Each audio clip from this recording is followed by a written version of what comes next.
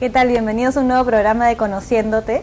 Soy Cecilia Miranda y los acompaño, como siempre, trayéndoles novedades, personajes, gente relacionada al mundo de la arquitectura.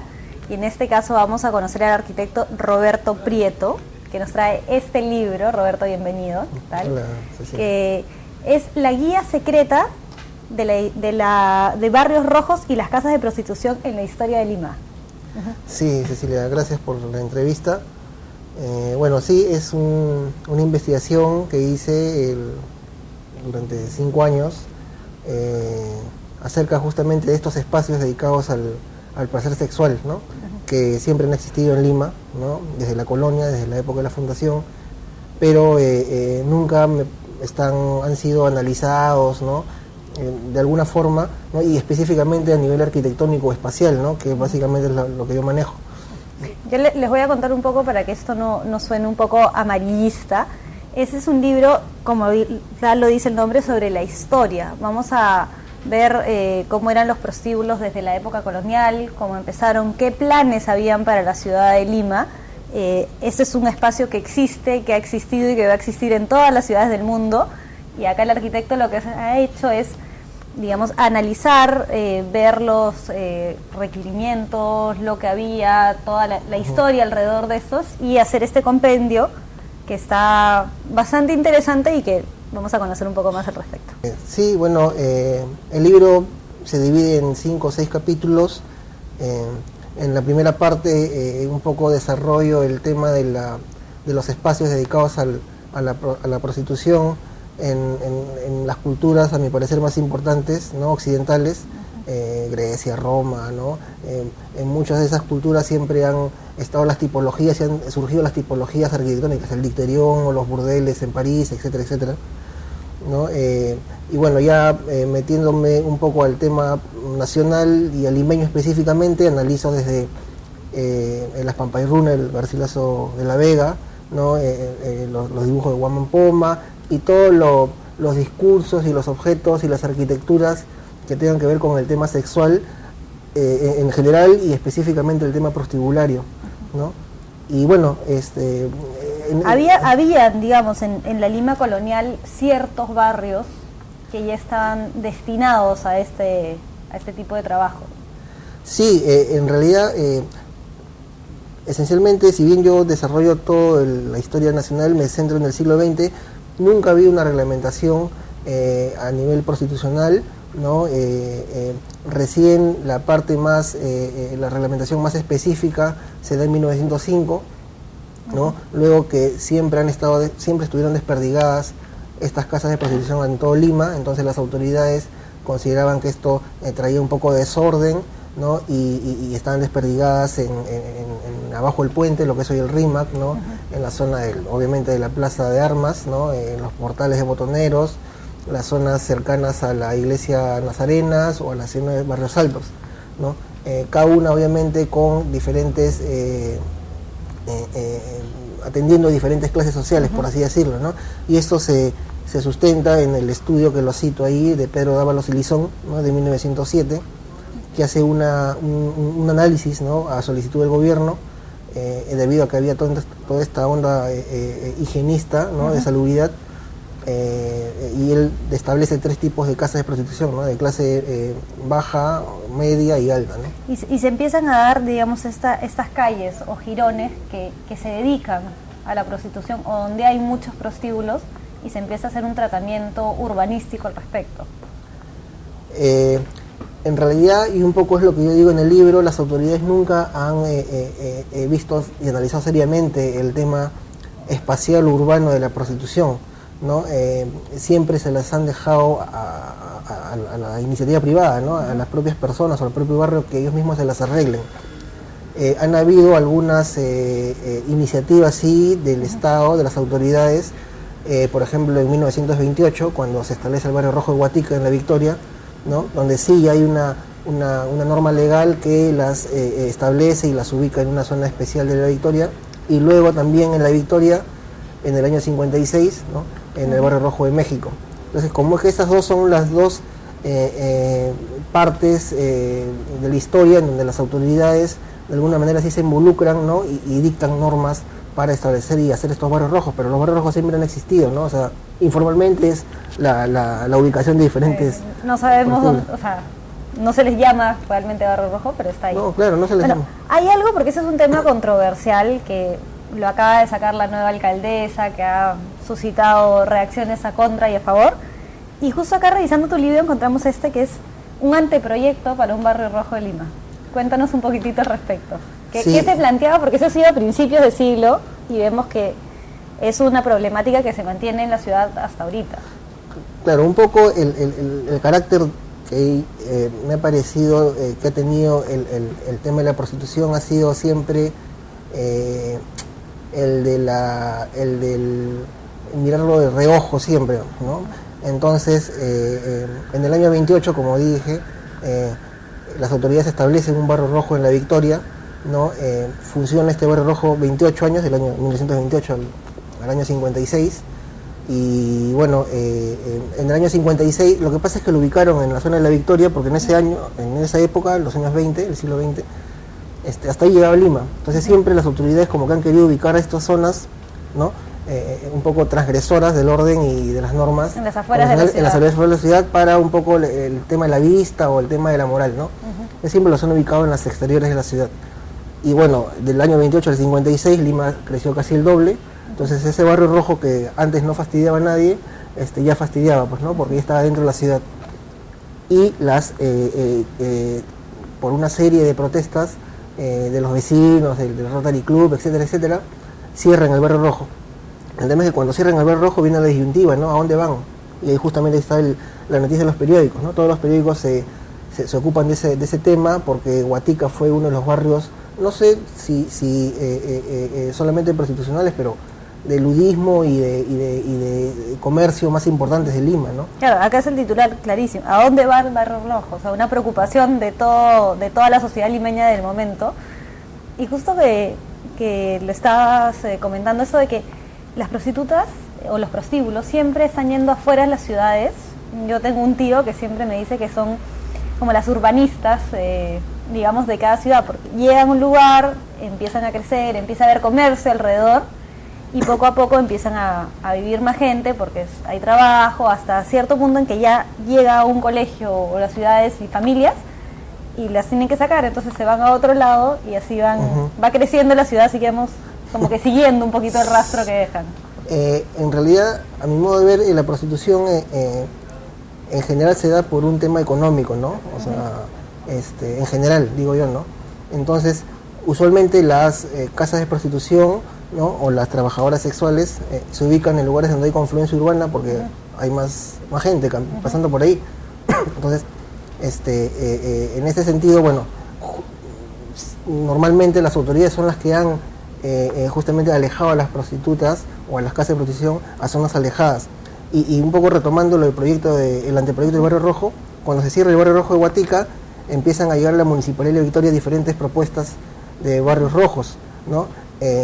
Usualmente del estilo muy racional, de vigilancia y control, ¿no? Siempre con altos muros exteriores, ¿no? Como se ve ahí una especie en X, ¿no? El barrio rojo en X.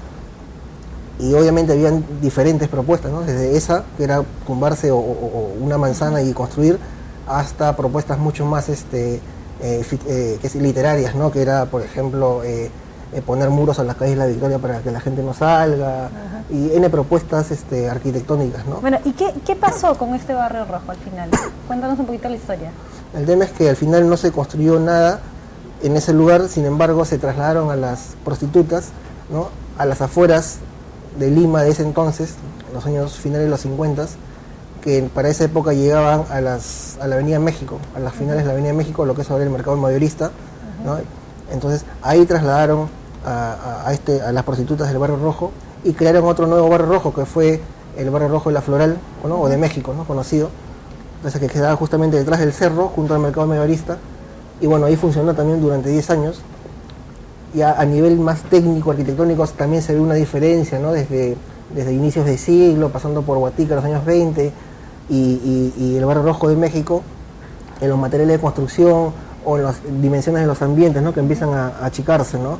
Si antes un ambiente normal a inicio del siglo era de 4x4 por decir, ¿no? y un techo de 3 metros cuadrados, de 3 metros, una altura de piso a techo. Ya en el Barrio Rojo de México, ya también por toda esta crisis que venía y que existe en esa época, los años 60, se da, por ejemplo, la tipología de los corralones, ¿no? Que eran grandes pasadizos o callejones con cuartos a los costados hechos de triple A, ¿no? Piso de tierra, dimensiones mínimas, y bueno, el mobiliario obviamente casi ni entra, ¿no? A comparación de otros que eran 2, 3 ambientes. Bueno, también estamos hablando de diferentes niveles sociales, ya las prostitutas que se van a México de las que probablemente habían en La Victoria, o estamos hablando del mismo. Claro, en el libro un poco yo narro y desarrollo los barrios populares, ¿no?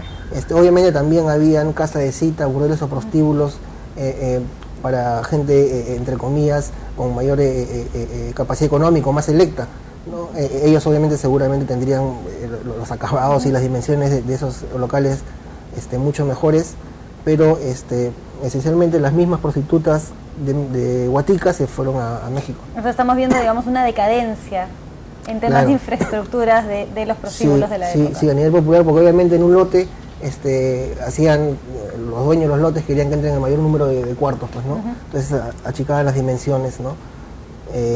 Y también se da por un tema de la crisis social y económica que existe en esas épocas, ¿no?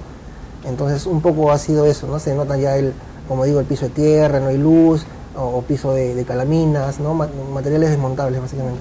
Bueno, en tu libro la verdad que está muy bien ilustrado, hay bastante material gráfico, digamos, de periódico, fotos de la época, vemos también cuadros informativos sobre locales, número de cuartos, incluso cartillas de detención de ciertas ciudadanas. Entonces, la verdad que está bien interesante.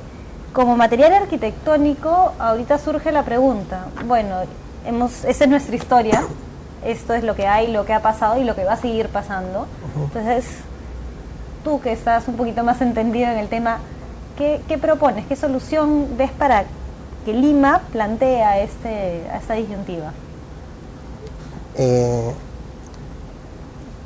Primero, mi modo de ver, viene un tema del estigma, ¿no? Contra desde el nombre de los espacios, ¿no? O el estigma que tienen estas personas, estas mujeres que se dedican al oficio.